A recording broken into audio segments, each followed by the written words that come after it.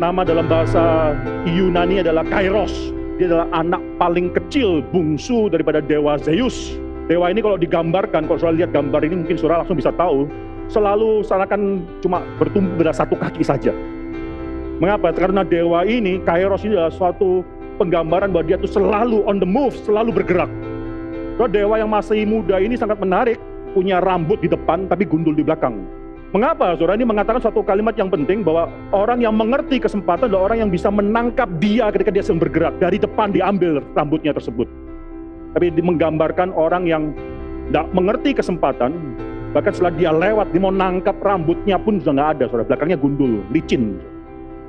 Saudara, orang bijak adalah orang yang sebelum momen Kairos tersebut, sebelum dewa tersebut lewat, dia sudah tahu akan lewat si Kairos ini dan dia akan menangkap Kairos. Saya percaya, saudara, obatnya bukan dengan hal-hal yang menghibur hati kita, hal yang dalam dunia ini bukan uang, bukan kelimpahan jasmani lain yang bisa akhirnya membuat kita merasakan cukup. Tidak. Yang membuat kita akhirnya bisa menikmati Tuhan. Kalau kita menikmati firman Tuhan. As simple as that.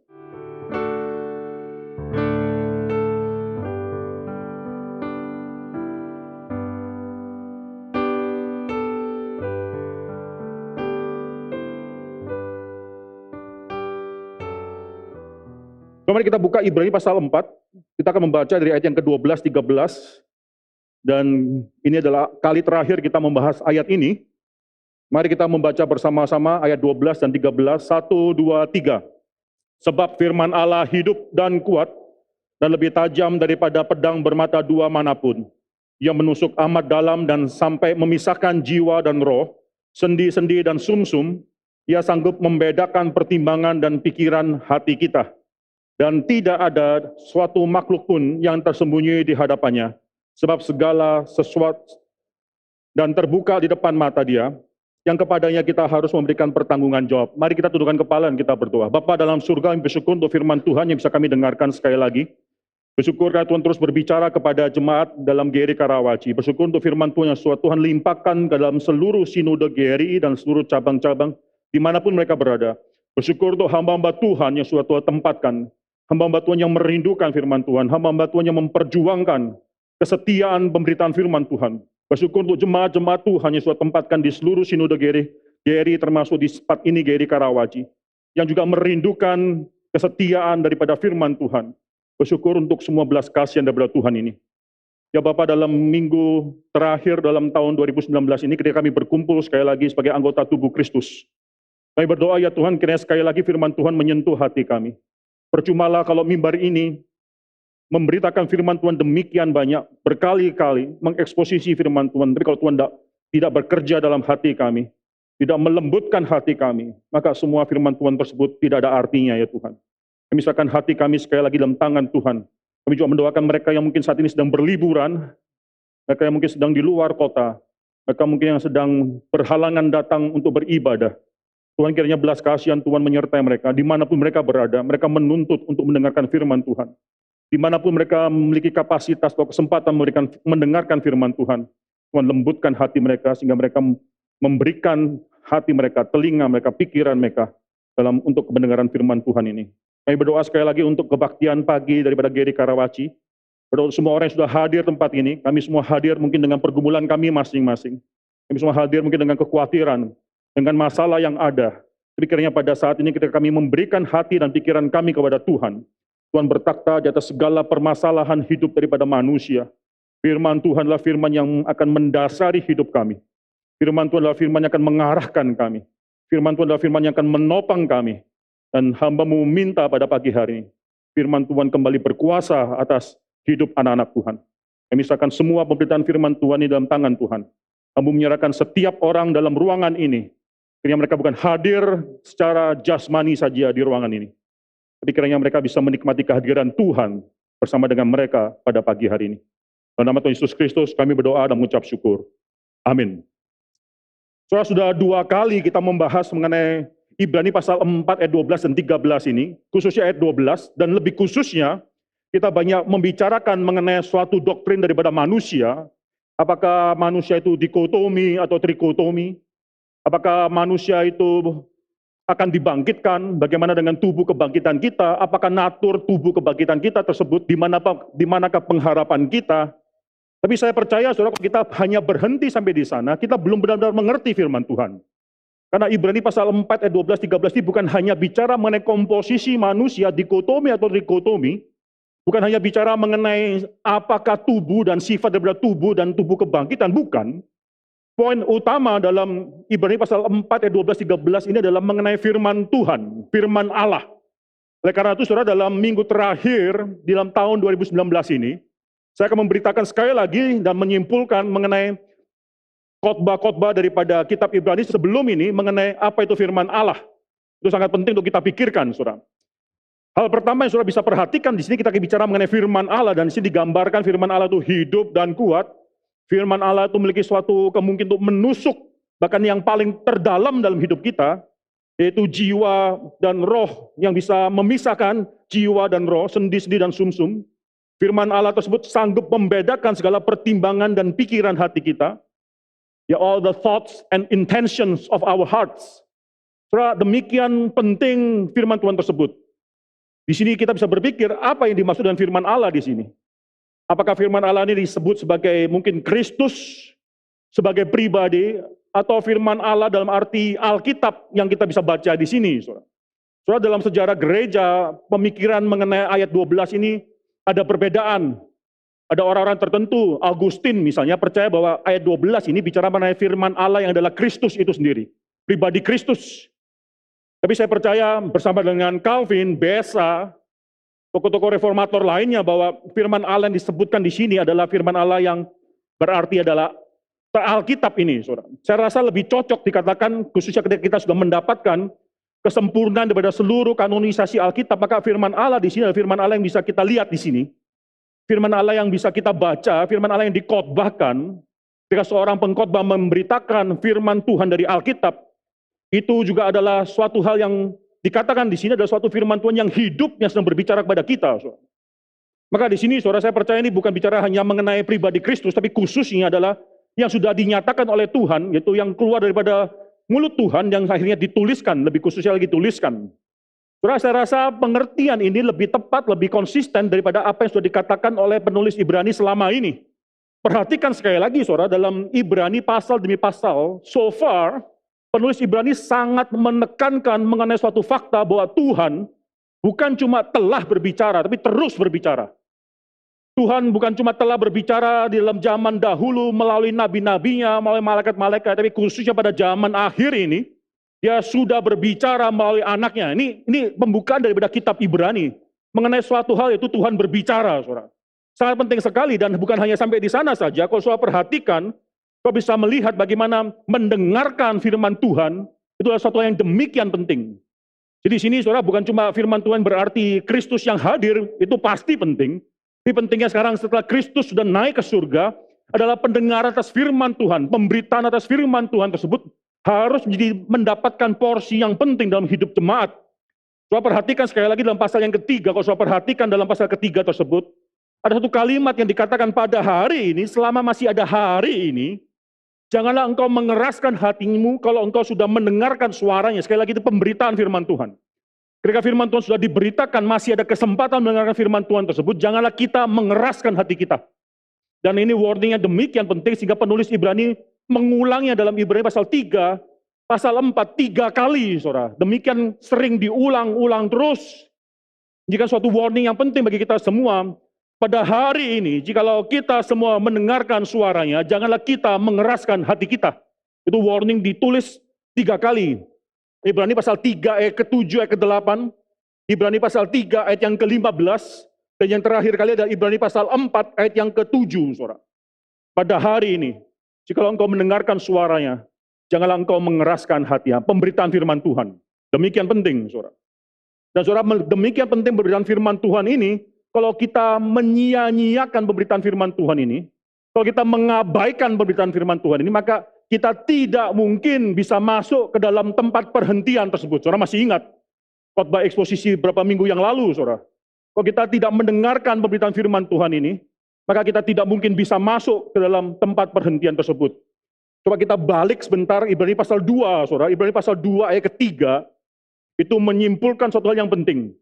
Kalau pada zaman ini, itu dibedakan dengan zaman yang lalu, zaman ini Tuhan sudah berbicara melalui anaknya, maka pemberitaan firman Tuhan dalam zaman ini bahkan jauh lebih penting daripada zaman sebelumnya.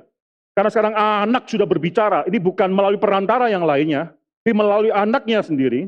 Maka Ibrani pasal 2 ayat ketiga mengatakan bagaimanakah kita akan luput jika kita menyia-nyiakan keselamatan yang sebesar itu, yang mula-mula diberitakan oleh Tuhan, oleh Allah anak itu sendiri, dan akhirnya disaksikan atau diyakinkan kepada kita oleh orang-orang yang mendengar ya.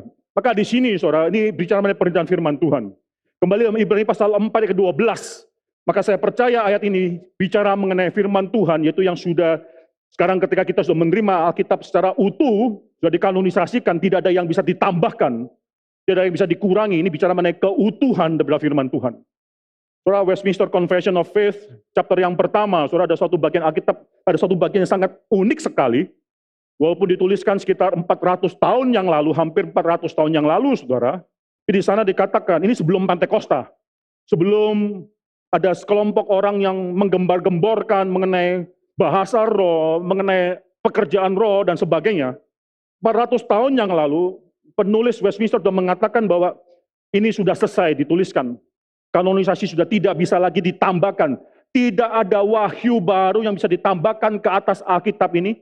Bahkan dikatakan di sana, Westminster 1:6, saudara, bahkan oleh pekerjaan atau pemberitaan daripada roh sekalipun. Bahkan kalau Roh Kudus berbicara sekalipun, kita mengatakan bahwa itu adalah suatu hal yang baru, tidak bisa ditambahkan lagi. Kesempurnaan daripada pekerjaan Kristus, kesempurnaan daripada pekerjaan Roh Kudus adalah selesai berbicara di sini. Ini adalah suatu hal, karena ini tidak bisa ditambahkan lagi, karena sudah dirangkumkan atau dituliskan semua dalam firman Tuhan ini, maka ini bisa menjadi satu firman Tuhan yang terus berbicara di sepanjang zaman kepada kita. Saudara perhatikan suatu hal yang penting, saudara penulis Ibrani, kalau saudara memperhatikan pasal ketiga, pasal 4, banyak bicara mengenai kesempatan mendengarkan firman Tuhan. Jangan engkau menyia-nyiakan kesempatan mendengar firman Tuhan. So, saya percaya kesempatan adalah suatu hal yang harus kita pelajari dan kita pikirkan dengan baik-baik. Orang Yunani memiliki suatu personification terhadap apa yang disebut sebagai opportunity, kesempatan tersebut. Adalah itu dilambangkan dengan seorang dewa. Dia adalah anak paling kecil, bungsu daripada dewa Zeus. Nama dalam bahasa Yunani adalah Kairos. Saudara. Itu seorang yang dipanggil sebagai Kairos. Dewa tersebut adalah dewa Kairos. Dewa ini kalau digambarkan, kalau saudara lihat gambar ini mungkin saudara langsung bisa tahu, selalu seakan digambarkan dengan cuma bertumbuh pada satu kaki saja. Mengapa? Karena dewa ini, Kairos ini adalah suatu penggambaran bahwa dia itu selalu on the move, selalu bergerak. Dia selalu sedang berlari, sehingga waktu digambarkan cuma bertumbuh dalam satu kaki saja. Dan dia adalah seorang dewa yang sangat muda sekali, dan digambarkan bahwa ketika dia berlari, dia sedang membawa kayak timbangan.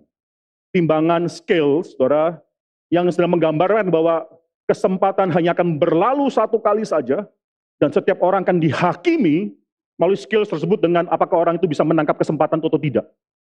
Saudara, dewa yang masih muda ini sangat menarik, adalah punya rambut di depan, tapi gundul di belakang.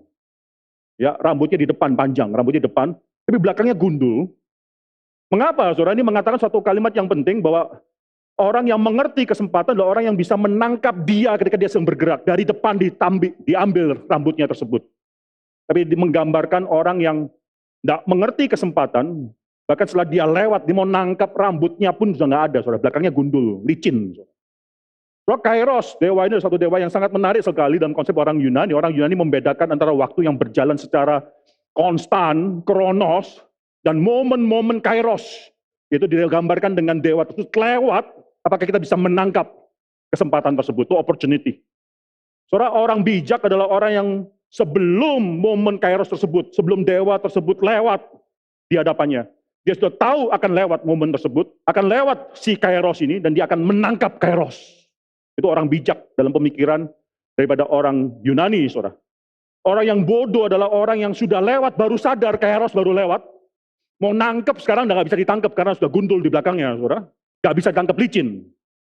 Tapi orang yang paling bodoh adalah ketika Kairos sudah lewat, dia gak sadar, Kairos sudah lewat, saudara.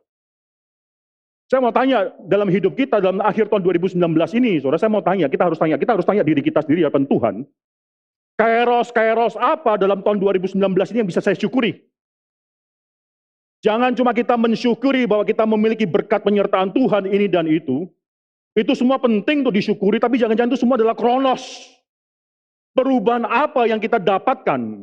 Kesempatan apa yang kita bisa tangkap sehingga kita hidup dirubahkan dalam tahun 2019 ini? Kita harus pikirkan, kita harus bertanya pada Tuhan, kairos apa yang bisa ku syukuri dalam tahun 2019 ini?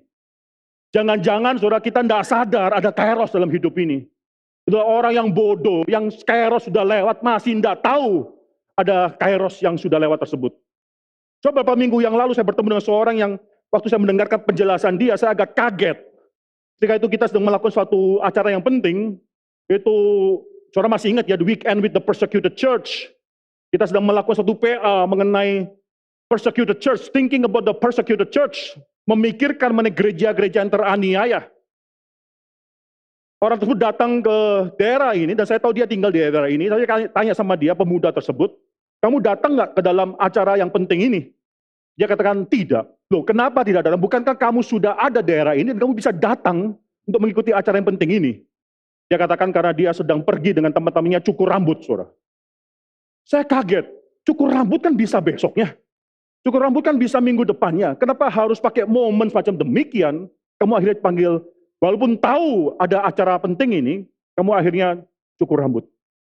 Itu ada orang yang akhirnya kesempatan ada depan mata dia tidak sadar kesempatan itu ada. Terlewatkan. Tidak lama kemarin, saudara, saya bicara dengan seorang pemuda yang lainnya. Dia baru datang dari luar negeri, selesai, dan saat ini sedang di Indonesia, tinggal di rumah adiknya. Dia sedang mencari pekerjaan dan dia sedang mencoba untuk mencari tempat-tempat tinggal kos-kosan. Terus saya tanya, kamu sangat menyenangi, katanya kamu bicara bahwa kamu sangat mengagumi atau sangat menikmati gerakan reform, maka kamu sangat mengenal perbedaan gerakan ini dengan gerakan yang lain. Kenapa? Kok tidak ikut NRIC? Saya tanya. Mengapa kamu tahu ada NRIC sedang berjalan, kamu tidak ikut NRIC? Dia katakan satu kalimat, karena saya sedang cari kos-kosan. Saya katakan kos bisa cari minggu sebelumnya. Kos-kosan bisa cari minggu setelahnya. Kenapa harus pas momen NRIC mau mencari kos-kosan tersebut? So, ini adalah suatu fakta. Ketika ada kesempatan tersebut hadir di depan mata kita tidak jeli melihatnya, kita tidak sadar. Dia baru disadarkan setelah saya bicara itu. Oh iya ya. Kenapa harus disibukkan pada saat ini? Saudara, hidup kita, saudara, kita harus bersyukur pada Tuhan. Kalau kita bisa mengatakan pada Tuhan, saya bersyukur tahun 2019. Ada kesempatan melayani, saya melayani. Walaupun saya tidak mau melayani, tapi pada saat itu Tuhan menggerakkan saya sehingga saya melayani Tuhan. Mengambil waktu untuk melayani Tuhan dan saya dirubahkan oleh karena pelayanan tersebut. Saya bersyukur pada Tuhan ada kesempatan pada saat itu saya mendengarkan firman Tuhan dan firman Tuhan berbicara pada kita, pada saya, dan merubahkan saya setelah itu. Saya bersyukur pergi ke rumah sakit, memberitakan firman Tuhan kepada seorang yang sakit tersebut. Sebelum dia akhirnya meninggal, dia menerima Tuhan. Ada momen yang dia dilewatkan tersebut. Saya bersyukur memberikan firman Tuhan pada tetangga saya, supaya akhirnya dia pergi dan pindah ke tempat lain. Ada kesempatan saya berbicara pada firman Tuhan pada dia. Dia menerima Tuhan sebelum dia pergi ke tempat lain. Nah, bisakah kita menyadari momen-momen dalam hidup ini? Terkhususnya lagi adalah momen ketika kita bisa mendengarkan firman Tuhan. Jadi Karawaci sayang sekali tidak terlalu banyak ikut NRIC. Saya tidak tahu kesibukan apa yang saudara bisa miliki, sehingga saudara merasakan ini momen yang bisa lewat. Saya tidak sadar, saya tidak tahu, saya tidak bisa memikirkan. Ada hal apa yang buat saudara akhirnya memikirkan ini suatu hal yang tidak perlu untuk dipikirkan, untuk dihadiri. Saudara, momen NRIC belum tentu harus datang setiap waktu. Kesempatan kita bisa mendengar firman Tuhan, tidak Tuhan berikan setiap saat. Kapanpun kita mau mendengarkannya, kita pasti diberikan kesempatan tersebut. Tidak. Jadi saya bersyukur untuk mereka sebagian orang yang mengikuti NRIC. Gereja ini perlu memikirkan mengenai masa depan daripada gereja. Gereja ini perlu menggumulkan mengenai apa arti daripada gereja. Gereja ini perlu akhirnya berdoa pada Tuhan, berlutut pada Tuhan. Supaya Tuhan menggairahkan hidup gereja tempat ini. Yang mau mendoakan, memikirkan hal itu tidak banyak. Soal liburan memang baik, tapi alangkah baiknya kalau kita bisa bawa seluruh keluarga kita menikmati firman Tuhan pada saat kita tidak banyak kegiatan yang harus pikirkan lainnya. Saudara, dalam waktu-waktu ke depan, saudara, saya berharap saudara bisa menangkap momen ketika firman Tuhan, ketika event penting dilakukan, saudara tangkap momen tersebut. Saya kasih tahu satu hal yang penting. Oktober tahun depan, siap-siap cuti, saudara. Oktober tahun depan, awal Oktober tahun depan, ini segera akan diputuskan oleh sinode, sudah diberitakan atau dikasih tahu oleh pendeta Stephen Tong, dan kita harus mempersiapkan diri. Kita harus cicil uang, saudara, simpan uang untuk bisa akhirnya mengikuti acara penting ini. Akan ada suatu event penting bulan Oktober tahun depan, di mana ada pendeta Stephen Tong mengharapkan ada suatu conference, suatu consultation daripada gerakan reform Injili seluruh dunia. Maka yang menghadiri bukan cuma orang-orang Indonesia saja seperti NRIC, tidak. Ini seluruh dunia.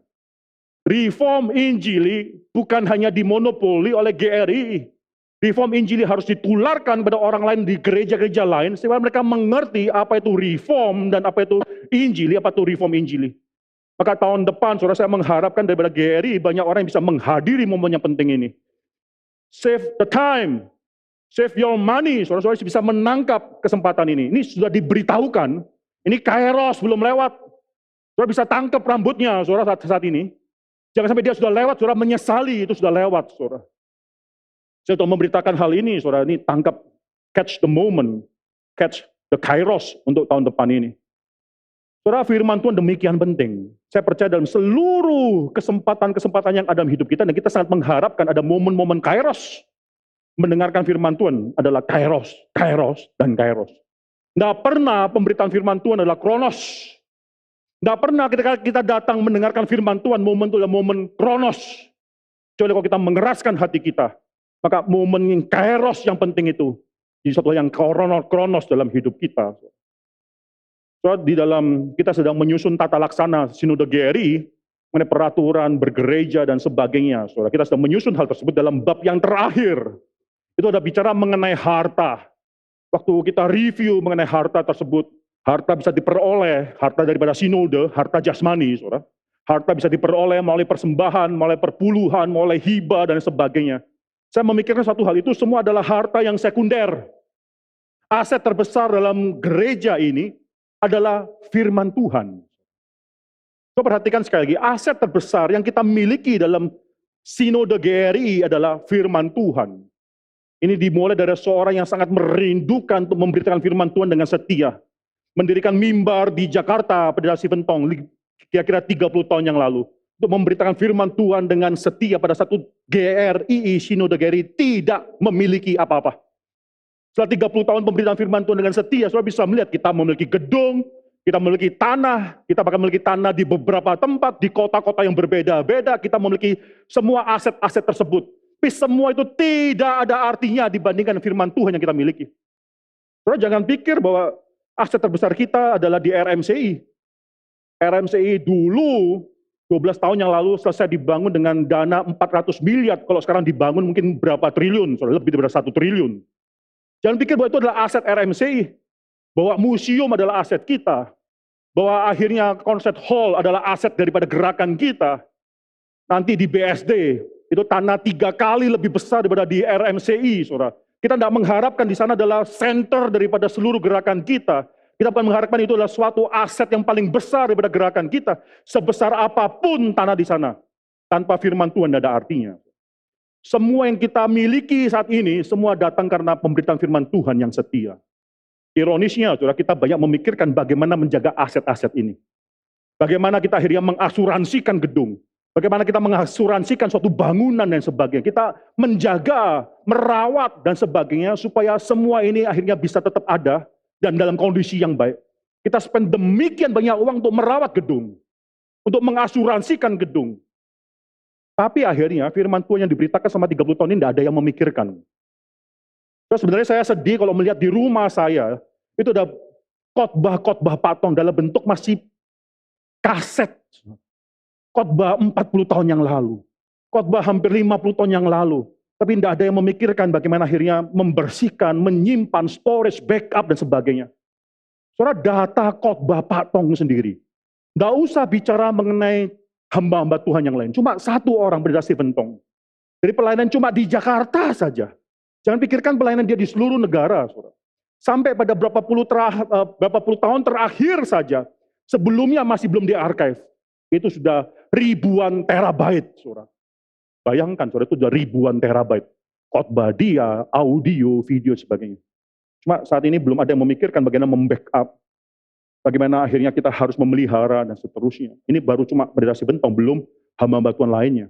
Saudara, firman Tuhan, penyertaan Tuhan, pimpinan Roh Kudus, kerinduan jemaat untuk akhirnya memperjuangkan firman Tuhan yang setia, itulah aset terbesar yang kita miliki.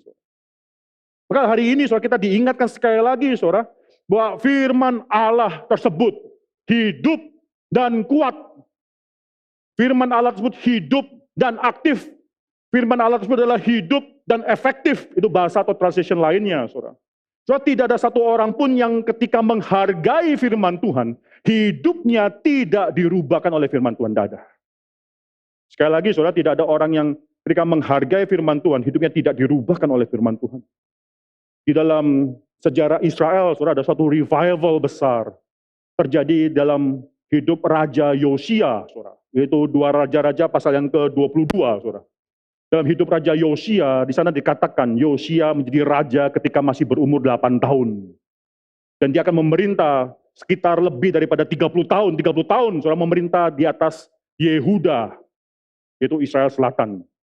Raja Yosia dikatakan adalah raja yang akhirnya berbuat yang baik di mata Tuhan, yang menjalani hidupnya sebagaimana Daud menjalani hidupnya, tidak menyimpang ke kiri, tidak menyimpang ke kanan.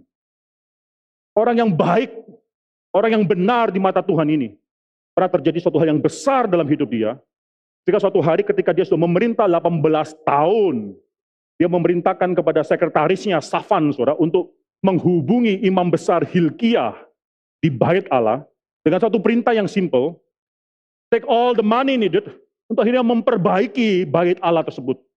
Bait Allah rupanya sudah dalam kondisi yang kurang baik, sekarang pakailah semua resources yang ada untuk memperbaiki, merestorasi Bait Allah tersebut.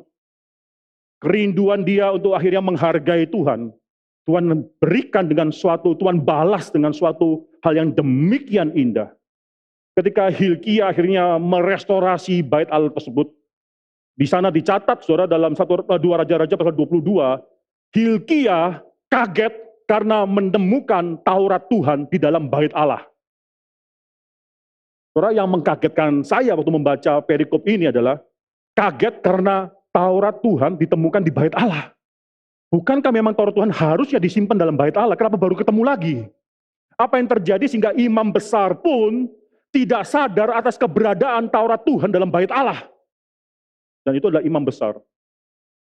Ini adalah pemimpin-pemimpin agama yang akhirnya menjalankan keagamaannya tanpa sadar ada firman Tuhan dalam Bait Allah. So akhirnya ketika membersihkan Bait Allah tersebut, intensi daripada Yosia untuk akhirnya membereskan atau merestorasi Bait Allah, Tuhan balas dengan Hilkiah menemukan Taurat Tuhan di dalam Bait Allah.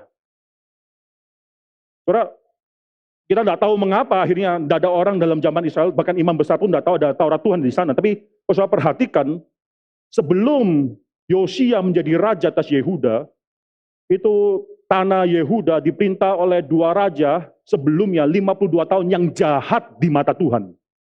Yang jahat di mata Tuhan. Hampir sudah lebih dari setengah abad orang Yehuda tanah Israel dipimpin oleh 2 raja sebelum Yosia yang jahat di mata Tuhan. Mungkin oleh karena itu mereka tidak pernah memperhatikan firman Tuhan, mereka tidak memperhatikan Taurat. Tapi ketika Hilkiah menemukan Taurat Tuhan, Taurat Tuhan itu dibacakan di hadapan Yosia, Raja Yehuda. Yosia menangis, Yosia bertobat, mengoyakkan tubuhnya, dan restorasi terjadi atas tanah Yehuda. Tidak ada satu orang pun ketika memperhatikan Taurat Tuhan, firman Tuhan, yang hidupnya tidak dirubahkan oleh Tuhan. George Whitefield, ada orang yang mengatakan George Whitefield, bisa disebut 2 nama tersebut, saudara, adalah seorang yang mungkin saudara kenal, one of the greatest revivalist sepanjang sejarah.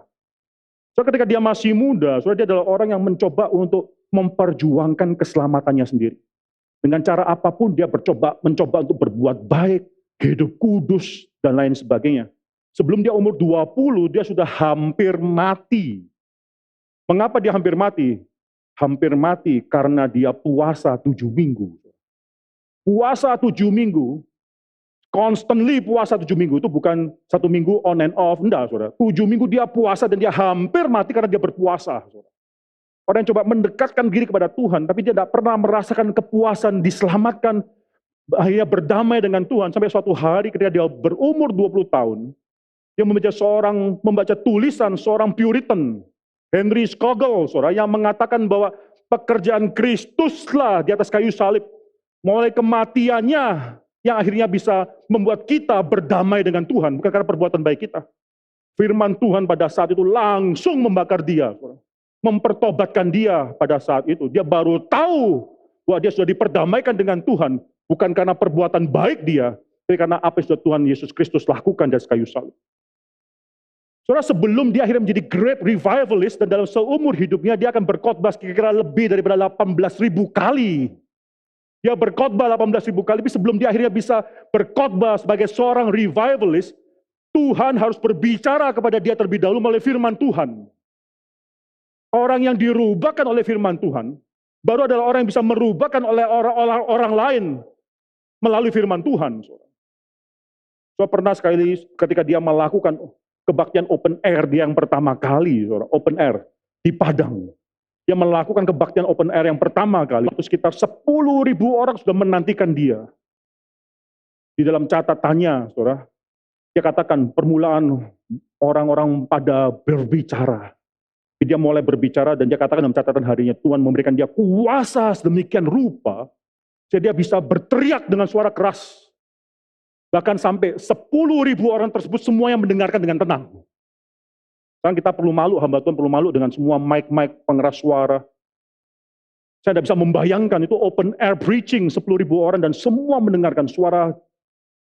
George Whitefield mengatakan dalam catatan harinya, suara dia demikian keras, Tuhan memberikan dia kuasa yang demikian besar.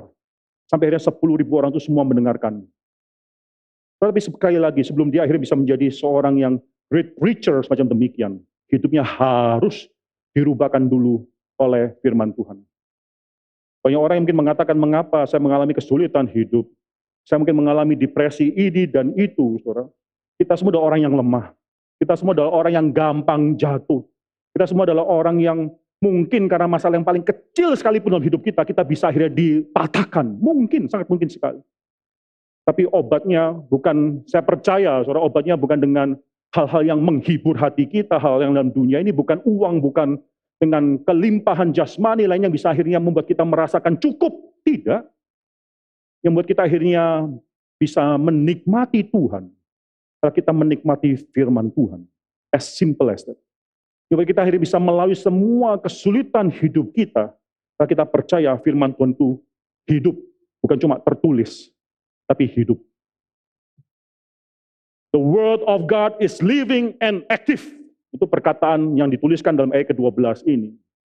Demikian penting, demikian indah firman Tuhan ini.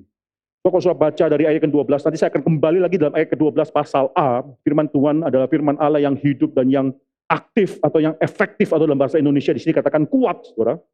So, perhatikan ada dua ciri daripada firman Tuhan lainnya yang ditulis oleh penulis Ibrani di sini. Yang pertama adalah dia menusuk, penetrate. Firman Tuhan itu penetrating terhadap apa yang paling terdalam dalam hidup kita. Dia menusuk, menembus. Bahkan hal yang paling terdalam dalam hidup kita. Ya, pasal 4 ayat 12. Setelah dikatakan bahwa firman Allah itu hidup dan kuat, lebih tajam daripada padang bermata dua manapun. Ia menusuk amat dalam, sampai memisahkan jiwa dan roh, sendi-sendi dan sumsum. Di sini penulis Ibrani tidak tertarik untuk mengajarkan kepada kita anatomi tubuh manusia. Bukan itu poinnya, saudara. Penulis Ibrani sedang mengatakan kuasa daripada firman Tuhan yang bisa menusuk, bahkan memisahkan hal-hal yang demikian sangat bersatu dalam tubuh kita. Saudara, firman Tuhan adalah firman Tuhan yang demikian akhirnya bisa menyelidiki hati kita. Firman bisa masuk ke dalam kedalaman hati kita, menembus, masuk ke dalam seluruh sanubari hati kita, sampai yang paling dalam sekalipun. Saudara, orang lain boleh tidak mengenal kita, dan kita mungkin bisa menutupi diri kita dengan demikian banyak topeng-topeng. Dalam bahasa gaulnya jaim, saudara, jaga image. Saudara. Orang banyak sekali ingin jaim, jaga image. Banyak sekali mereka lakukan untuk akhirnya menutupi kebobrokan, kekurangan diri mereka. Orang lain bisa tidak mengenal kita sebagaimana kita mengenal diri kita. Di firman Tuhan ketika sudah masuk ke dalam hati kita, dia mengenal diri kita lebih daripada diri kita mengenal diri kita. Di sini firman Tuhan menusuk masuk ke dalam, memisahkan bahkan yang paling terikat erat sekalipun. Yang kedua di sini dikatakan firman Tuhan bukan cuma menusuk, dia juga setelah menusuk sanggup membedakan pertimbangan dan pikiran hati kita. Firman Tuhan memiliki suatu power yang lain, yaitu ability to discern. Dalam bahasa aslinya, dalam bahasa Inggrisnya discern. Menimbang apa yang kita pikirkan.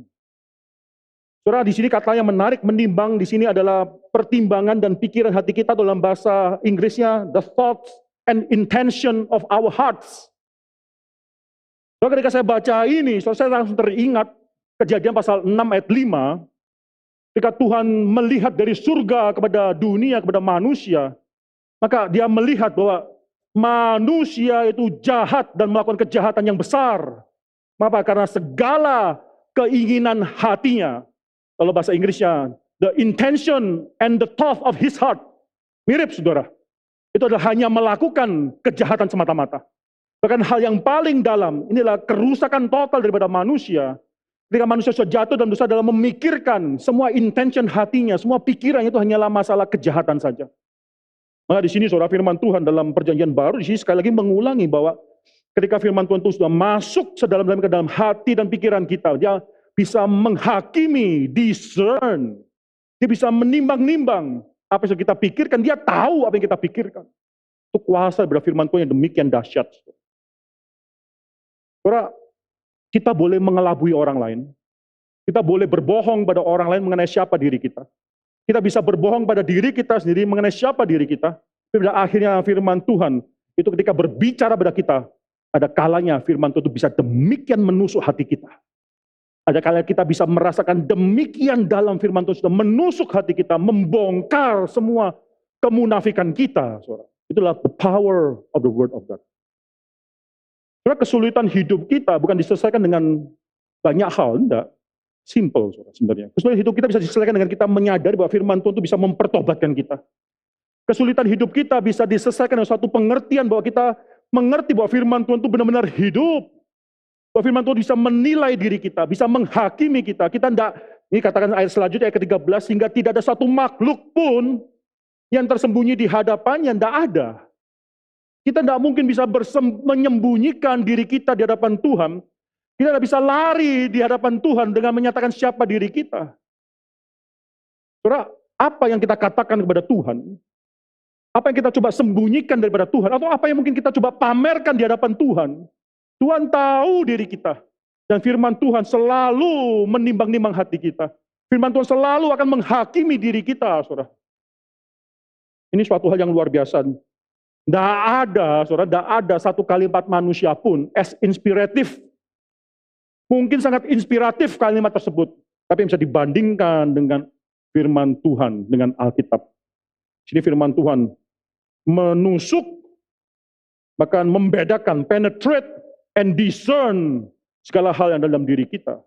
Mengapa ini mungkin terjadi? Alasannya adalah karena the word of God itu is living and active.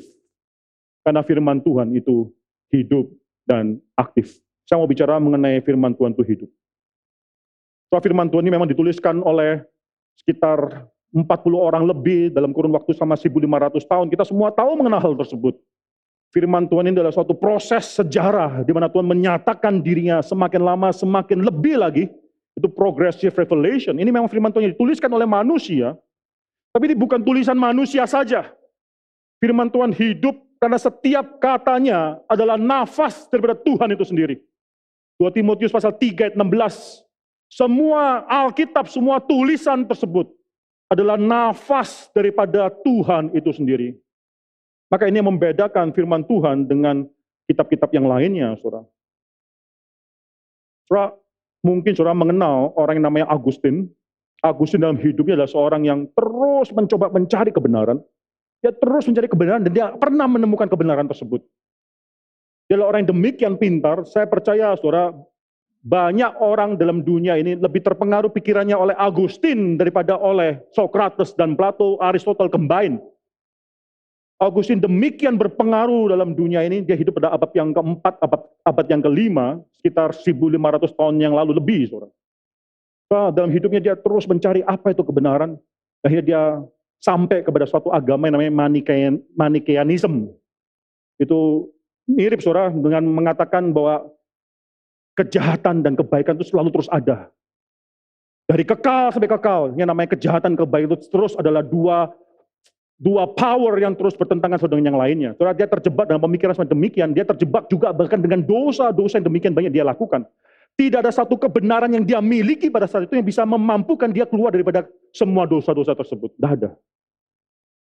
Dia demikian hancur hatinya, mamanya demikian hancur, bahkan sampai dia akhirnya tahu bahwa dia sudah menghamili orang di luar nikah. Tidak ada yang bisa akhirnya membawa dia kepada kebenaran. Tangisan mamanya pun tidak melembutkan hatinya pada saat itu. Sampai suatu hari dia tulis dalam confession, dia mendengarkan seorang anak, dia katakan dia tidak tahu laki atau perempuan, seorang anak mungkin dari tetangganya yang cuma berteriak tole lege, berkali-kali tole lege dalam bahasa Latin yang artinya angkatlah atau ambillah dan bukalah, bacalah. Dia terus pikir ini apa maksudnya? Pada saat itu saudara Roh Kudus bekerja dan dia pikir ini pasti bicara mengenai satu buku yang unik yang ada dalam rumah ibunya. Monica, saudara, dia langsung masuk dan dia langsung angkat Alkitab dan dia buka. Saudara mau tahu dia baca apa, saudara? Coba kita buka Roma, coba. Kitab Roma dia buka. Saudara, saya tidak mengajarkan saudara di rumah langsung buka gitu ya. Tuhan mau bicara apa pada saya? Tidak, saudara jangan mengajarkan demikian ya. Hati-hati, saudara, itu adalah kekristenan yang dangkal, saudara. Tapi dalam hal ini dia waktu buka dan Tuhan pakai firman Tuhan pada satu langsung berbicara pada dia. Pada satu dia langsung bertobat. Dia dipakai Tuhan jadi seorang yang besar dalam kerajaan Tuhan. Roma pasal 13. Satu yang simple. Kalau saudara baca ini, saudara akan berpikir ini, what's so unique about it? Apa yang sangat menarik sih, doktrin tidak terlalu dalam, tapi ayat ini adalah ayat yang merubah hidup daripada Agustin. Roma pasal 13 ayat 13 itu ayat yang dia baca, saudara. Roma 13 ayat 13, marilah kita hidup dengan sopan, seperti pada siang hari, jangan dalam pesta pora dan kemabukan, jangan dalam kecabulan dan hawa nafsu, jangan dalam perselisihan dan iri hati. Dia langsung tertegun. Kuasa apa yang bisa membuat orang bisa semacam demikian? Dia belajar demikian banyak ilmu, tidak ada satu ilmu pun yang dia pelajari yang bisa membuat dia tidak hidup dalam dosa. Dia belajar demikian banyak ilmu, dia menjelajahi demikian banyak filsafat, tidak ada satu pun yang bisa membuat dia terbebas daripada kuasa dosa. Kuasa apa saja demikian? Pada saat itu dia bertobat, karena firman Tuhan berbicara pada dia. Karena firman Tuhan itu aktif, firman Tuhan itu aktif, firman Tuhan itu hidup, dan firman Tuhan itu bisa akhirnya merubah hidup seseorang. Mungkin satu ayat Alkitab yang menarik sekali yang bisa membahas atau membantu kita mengerti mengenai firman Tuhan yang hidup. Yakobus pasal 1, coba kita buka Yakobus pasal 1, saudara, ayat yang ke-21. Coba kita baca ayat ini bersama-sama, Yakobus pasal 1 ayat ke-21.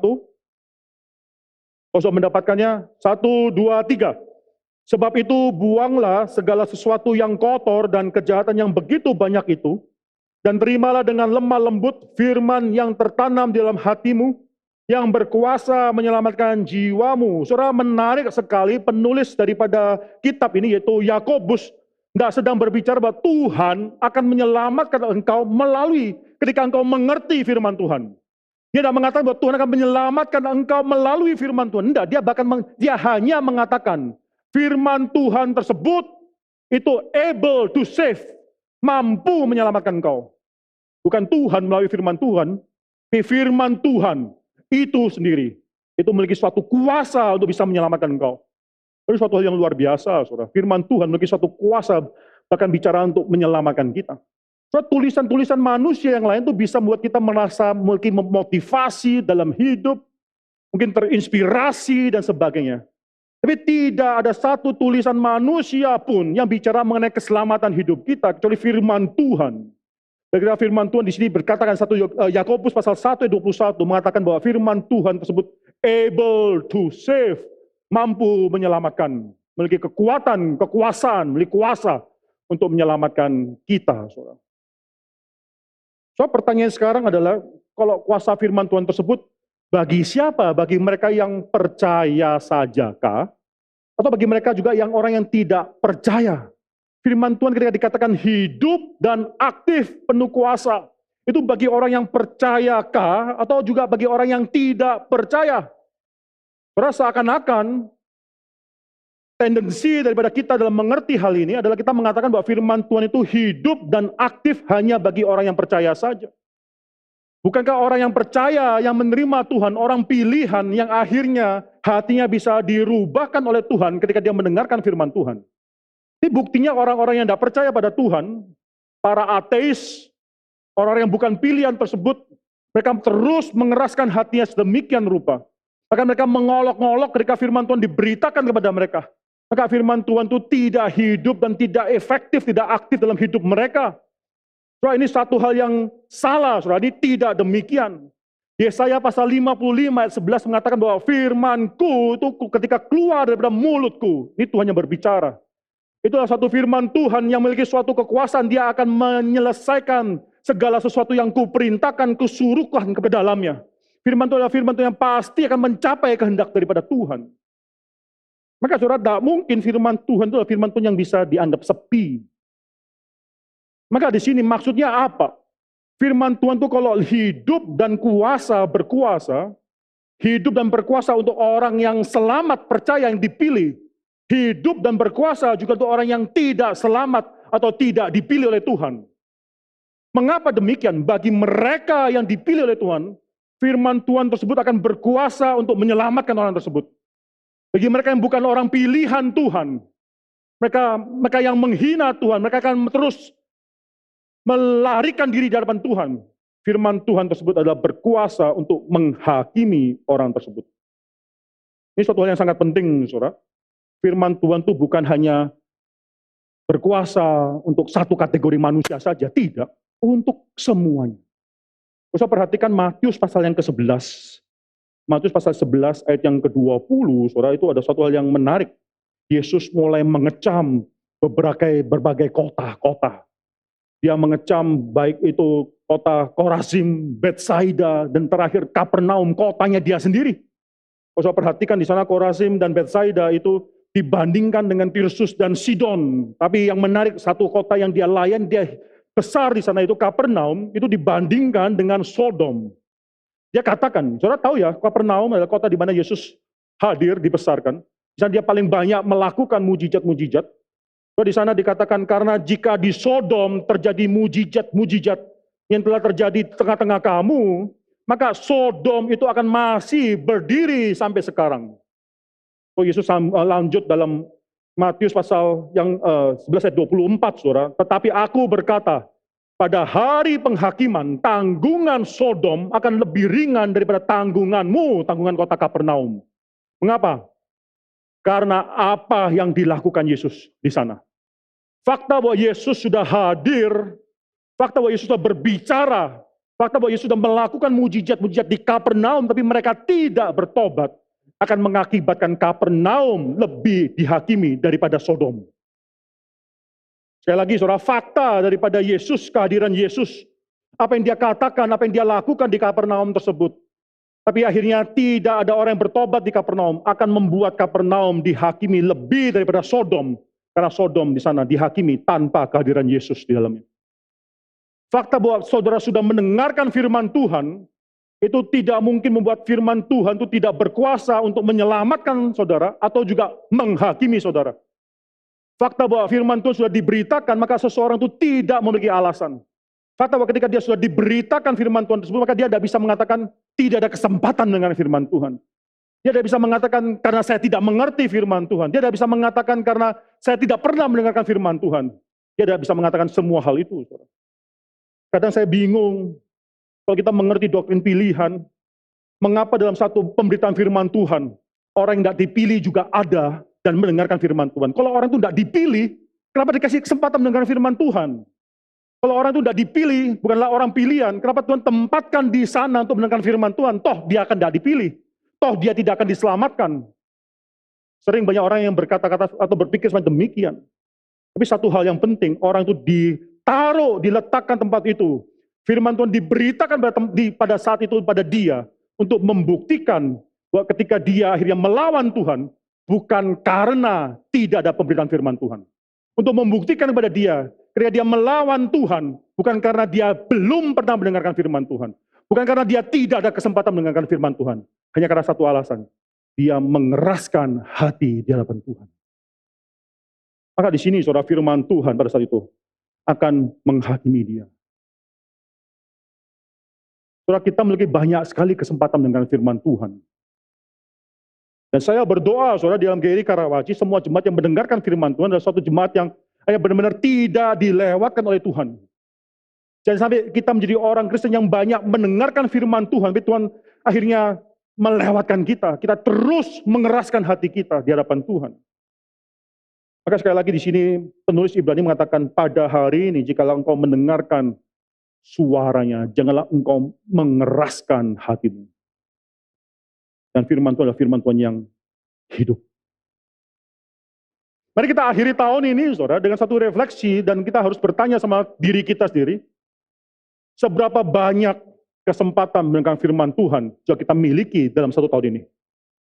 Seberapa banyak Tuhan sudah bekerja dalam hidup kita dalam satu tahun ini sehingga kita tidak akhirnya dilewatkan oleh Tuhan. Seberapa banyak kesempatan kita mendengar firman Tuhan dan kita berespon pada firman Tuhan. Seberapa banyak pemberitaan firman Tuhan itu menjadi kairos dalam hidup kita sehingga kita akhirnya mendengarkan firman Tuhan.